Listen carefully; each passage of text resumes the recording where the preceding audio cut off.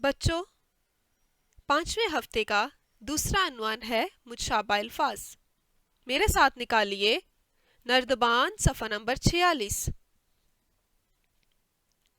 आप इस काबिल हो जाएंगे कि मुतशाबा अल्फाज की पहचान कर सकें और मुतशाबा अल्फाज का जुमले में इस्तेमाल कर सकें। अच्छा तो बच्चों, मुझे ये बताओ कि मुतशाबा अल्फाज किसे कहते हैं?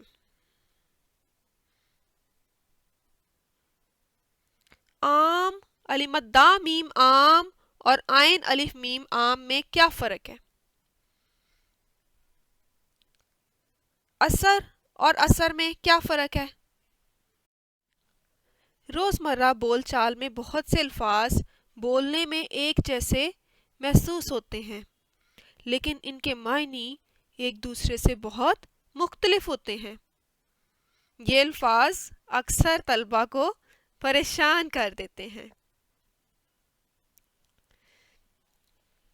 जो अल्फाज बज़ाहिर एक जैसे होते हैं या इनकी आवाज़ एक जैसी होती है मगर इनके मायनी मुख्तलिफ होते हैं, उन्हें मुतशाबा अल्फाज कहते हैं। आम, अलिमद्दा मीम आम और आइन अलिफ मीम आम की आवाज़ एक जैसी है मगर इनके मायनी बिल्कुल मुख्तलिफ हैं। ये मुतशाबा अल्फाज हैं। मुतशाबा अल्फाज दो तरह के होते हैं, बलिहाज आवाज और बलिहाज हिज्जे।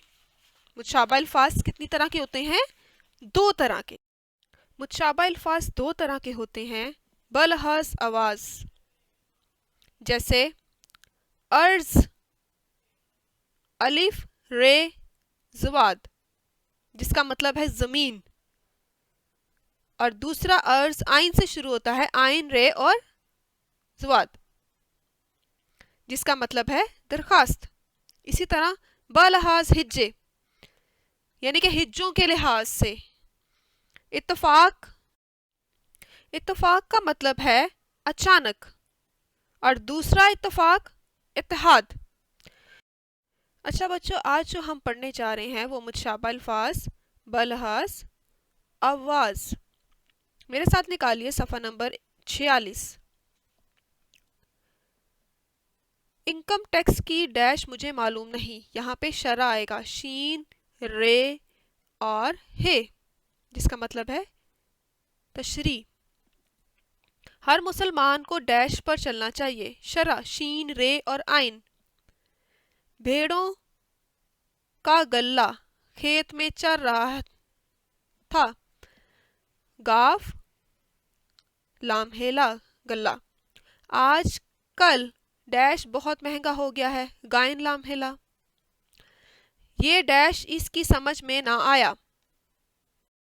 नुक्ता, ये नुक्ता इसकी समझ में ना आया। नुक्ता मतलब इशारा, कोई अहम बात। इस हर्फ के नीचे नुक्ता लगा दो। नुक्ता नून काफ तोहेता मतलब अलामत। वो रियाजी में डैश है। ताक, तोए से ताक, तोए अलिफ और काफ। होशियार, वो रियाजी में होशियार है। इसने ताक कर निशाना लगाया। ते अलिफ के काफ। आज एक अजीब डैश पेश आया। वाकया वाओ अलिफ काफ आइन और है। आपका मकान कहाँ वाकया है?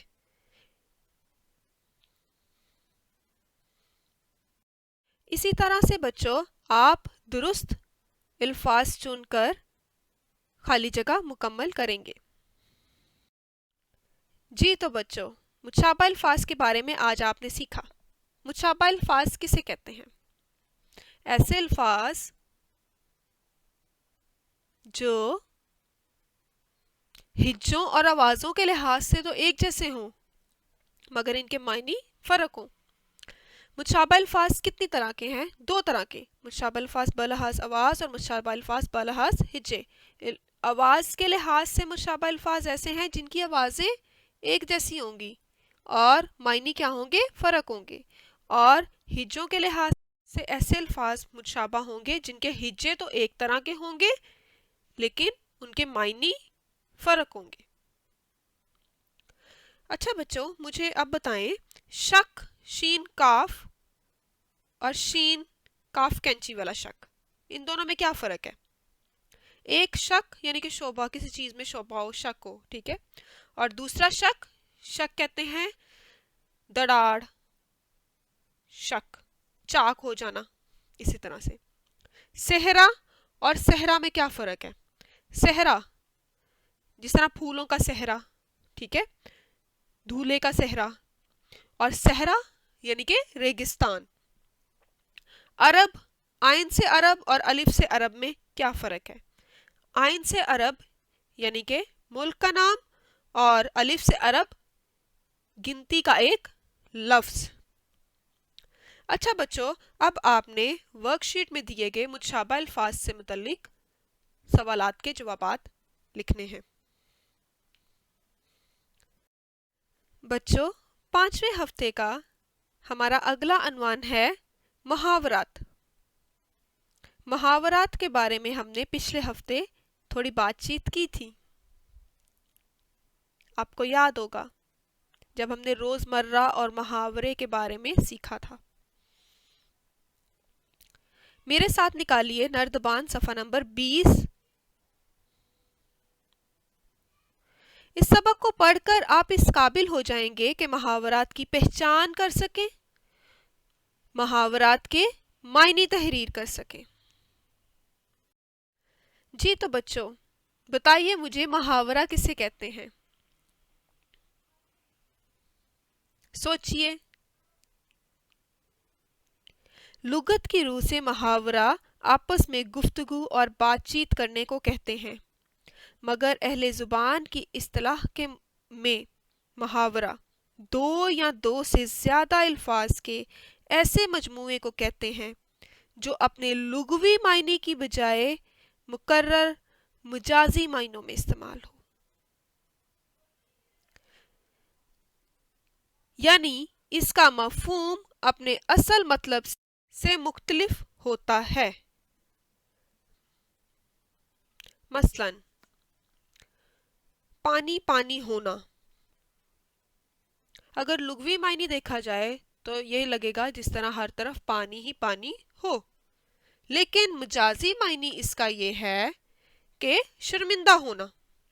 اسی طرح بچوں، محاورہ ہے آسمان سر پہ اٹھا لینا۔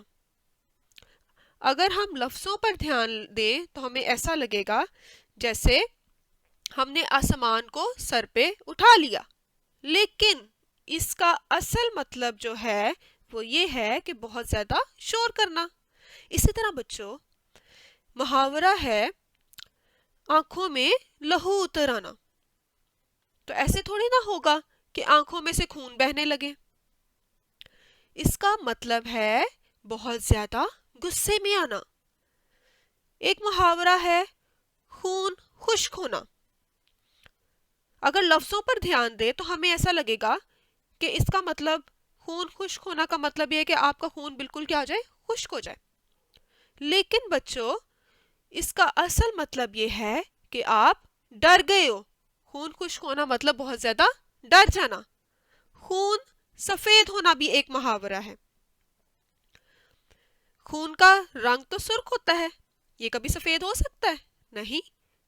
اس کا اصل مطلب یہ ہے کہ آپس میں محبت نہ رہنا۔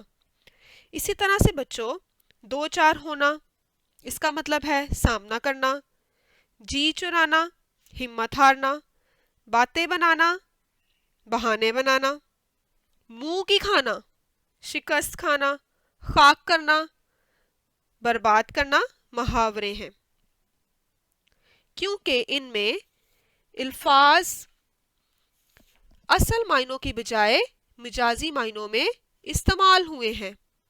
لیکن مال و اسباب چرانا، باتیں کرنا، روٹی کھانا محاورے نہیں ہیں کیونکہ ان میں چرانا، کرنا، کھانا اپنے حقیقی معنوں میں استعمال ہوئے۔ محاورے کے لیے ضرور ہے کہ وہ اہل زبان کی بول چال کے موافق ہو اور قواعد کے خلاف نہ ہو۔ مثلا آنکھ لگنا محاورہ ہے لیکن آنکھیں لگنا نہیں کہہ سکتے، یا بے پر کی اڑانا محاورہ ہے لیکن بے پر کی سنانا نہیں کہہ سکتے کیونکہ اہل زبان اس طرح سے نہیں بولتے۔ تو بچوں، محاورے کا اصل مطلب کچھ اور ہوتا ہے، حقیقی معنوں کی بجائے کس میں ہم اس کو دیکھتے ہیں محاورے کو؟ مجازی معنوں میں، ٹھیک ہے بچوں؟ میں نے یہاں پر چند محاورات کی فہرست دی ہے۔ یہ فہرست دیکھیے، بھانڈا پھوٹ جانا یعنی کہ راز کھل جانا، احمد چوری کرتا ہوا پکڑا گیا تو اس کا بھانڈا پھوٹ گیا، راز کھل گیا۔ بڑا بول بولنا، بڑی بڑی باتیں کرنا، انسان کو کبھی بڑا بول نہیں بولنا چاہیے کیونکہ خدا تکبر کرنے والے کو پسند نہیں کرتا۔ اگلا محاورہ ہے بغلیں بجانا، خوش ہونا، نیک آدمی دشمن کی ناکامی پر بغلیں نہیں بجاتے۔ اگلا محاورہ ہے پالا پڑنا، پالا پڑنا کا مطلب ہے واسطہ پڑنا۔ کل میرا پالا ایک فقیر سے پڑا۔ اگلا محاورہ ہے دال نہ گلنا، اس کا مطلب ہے قبولیت حاصل نہ ہونا، یہاں تمہاری دال نہیں گل سکتی، کہیں اور جا کر قسمت آزمائی کرو۔ اگلا محاورہ ہے دم بخود رہ جانا یعنی کہ حیران رہ جانا، اس نے ایسے ایسے واقعات سنائے کہ سننے والے دم بخود رہ گئے۔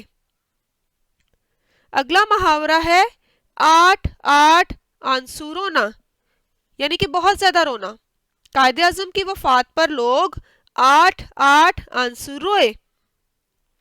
اگلا محاورہ ہے دوڑ دھوپ کرنا، اس کا مطلب ہے بہت زیادہ کوشش کرنا، دوڑ دھوپ کرنا، بہت زیادہ کوشش کرنا۔ اس نے بہت دوڑ دھوپ کی لیکن کامیاب نہ ہو سکا۔ اگلا محاورہ ہے ٹھوکریں کھانا یعنی کہ سبق حاصل کرنا، غافل انسان ٹھوکریں کھا کر ہی سیکھتا ہے۔ جی تو بچوں، یہ ابھی آپ کے پاس تمام محاورات کی فہرست تھی اور اس کے ساتھ ساتھ میں نے ان کی جملہ سازی کر کے آپ کو بتایا۔ اب آپ نردبان صفحہ نمبر 20-21 پر محاورات کی شناخت کریں گے اور بعد ازاں ان کے معنی لکھیں گے۔ جی تو بچوں، اب ہم دہرائی کریں گے۔ اب آپ مجھے بتائیے محاورہ کسے کہتے ہیں؟ سوچئے، محاورہ کسے کہتے ہیں؟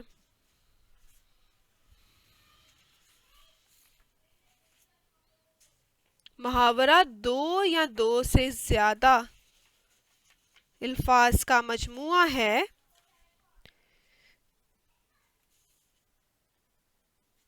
جو اپنے لغوی معنی کی بجائے مجازی معنوں میں استعمال ہو۔ لیکن لغت کی رو سے اگر دیکھا جائے محاورہ کیا ہے؟